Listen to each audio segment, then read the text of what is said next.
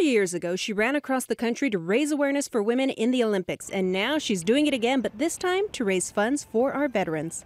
The marathon for the Olympics was denied to women because they didn't feel that we could run that distance. And so I thought, if I run 26 miles a day across the country, then they'll have to admit that women can run a marathon in the Olympics. 6 years later, in the 1984 Olympics, women's marathon was introduced as an Olympic sport, and the U.S. took the gold. Imagine running 1.5 marathons every day for over 2 months. Well, that's precisely what Katie Strong plans to do. I'll be running 30 to 40 miles each day this time as a fundraising and awareness effort.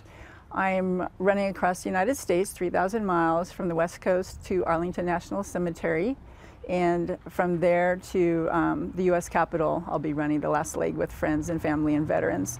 As a clinical psychologist, Strong is familiar with PTSD and mental illness issues, but was shocked to discover that 22 veterans commit suicide every day. Service dogs are one of the best interventions to help military veterans that have PTSD.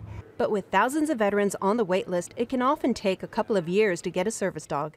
I can't help but think that some of those 22 would still be here if they had a service dog, because some of the things those dogs do for the veterans, it's just almost miraculous. My father, stepfather, and father-in-law were all military. They were very different, and they set aside those differences to help one another and to help our country.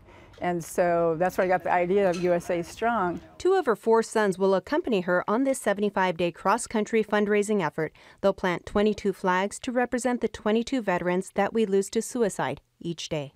Hello, I'm Mark Brown. Click the ABC7 logo to subscribe to our Eyewitness News YouTube channel.